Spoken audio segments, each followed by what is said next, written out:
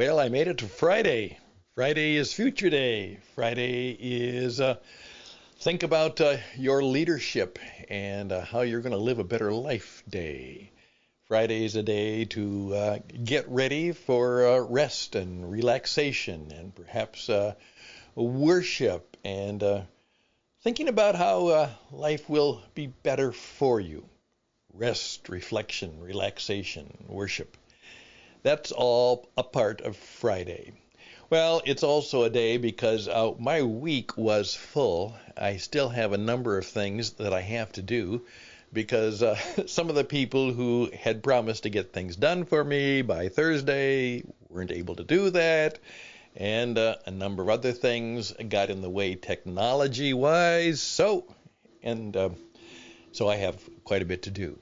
But that's okay because it also meant that I had a moment to think out loud and to share them with you because I'd like to hear from you. And in particular, it's a very special day because I am celebrating the birthday, and I can hardly believe the number on her birthday of my youngest daughter, Megan.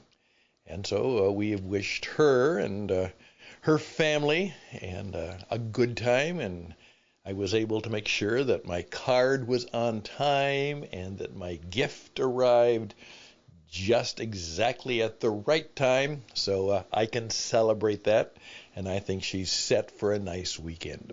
So I am too.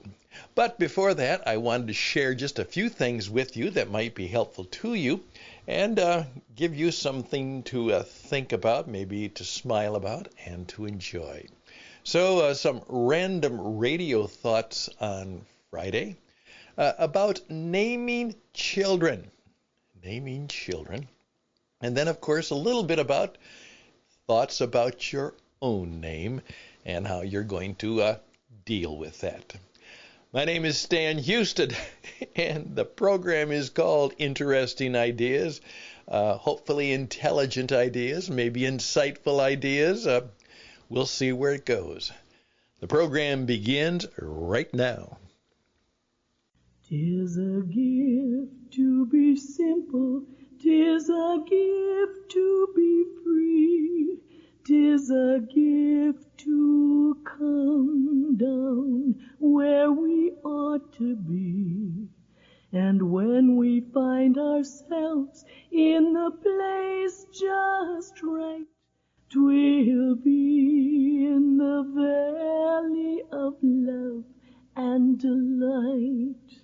When true simplicity is gained, to bow and to bend and not be ashamed, to turn will be our delight, till by turning,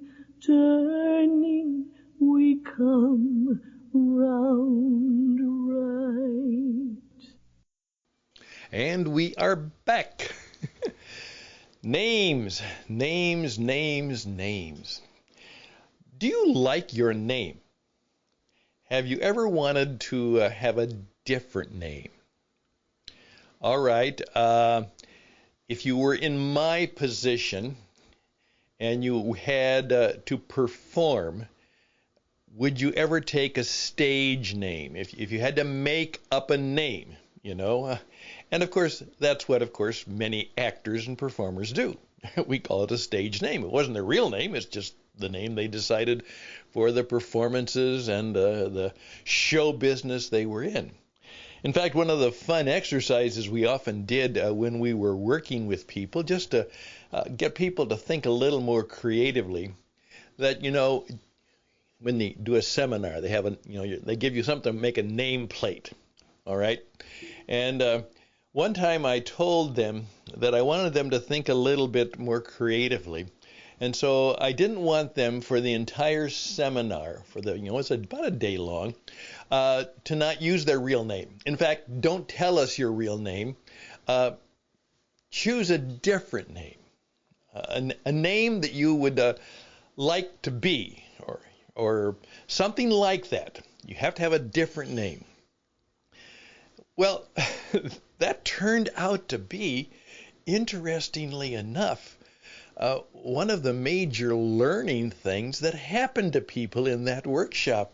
As one of them said, Stan, that was the greatest exercise in self-discovery that I've had in a long, long time. It really got me thinking about me and my desires and things I like or don't like, or perhaps some of the people I'd like to model or imitate, or some of my heroes, or some of the people that were about me. So maybe that might be, if you are in the business sometimes of helping people think creatively, the old joke was that you should just give your children a number, your number 1, number 2, number 3, number 4, and then at a certain age, let them choose their own name and see what would happen. And of course, that would be an interesting point, but someone then pointed out probably they'd just stick with the number. And a couple things brought this to mind. First of all, is that for some reason, my daughter Megan, and I still can't remember, and so I actually wrote to her today and say, I remember this little touch of cuteness in your life, but I can't remember why. And for a while, this must have been when she's 5 or 6 or something like that. She told us that she now wanted to be known as Miko Koki Dado. Miko Koki Dado. And I'd never heard that name, and I even tried to search it out, but that's what she wanted. And of course, she tried to insist on it for a while, and of course, we went along with it for a little while, but after a while, we kind of put an end to that. No, your name is Megan. And she didn't seem to ever have any real objection to that, but that's what happened. And then I thought about my brother.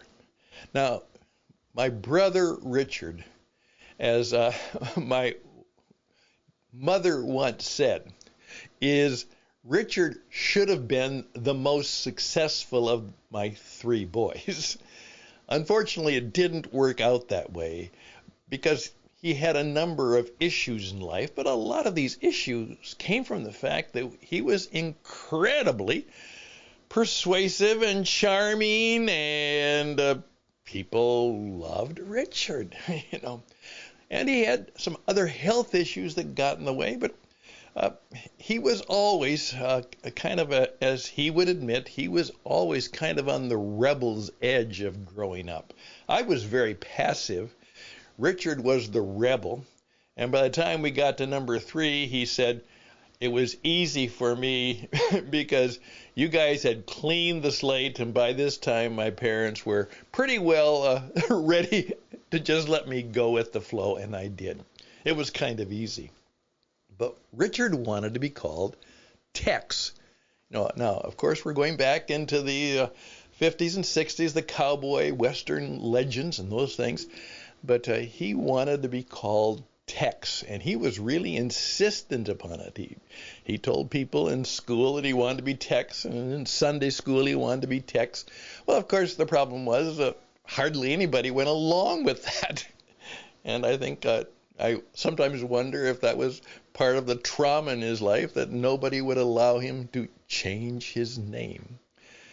Changing names.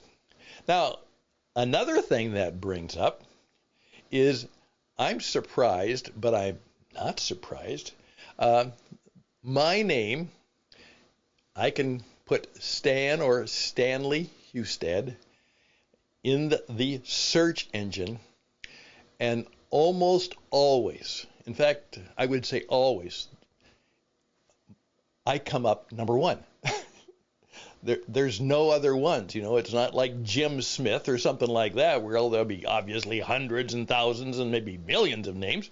No, and try it. Now, I bothered me today because it was called Images of Stanley Husted, and it's some crazy guy on TikTok who I've never seen, never known, and how that snuck in to the search, most of the other stuff is is quite good. And sometimes when people say, where can I find out about you?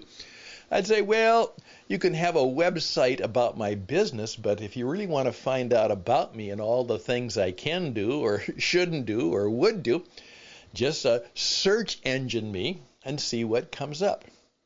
Now, by the way, those of you who are in business and those of you who have some aspiring careers and even perhaps just, the ordinary everyday you, I had been recommending this as a usual tool for business leaders. Every once in a while, maybe more than just once in a while, just Google you. Put your name in and see what comes up. And maybe nothing comes up. Well, it doesn't come up right away. Maybe I have to really, really, really, really, really go into it. And it used to be that there were times when, of course, nothing would come up because nothing was there. Now, that's very unusual today.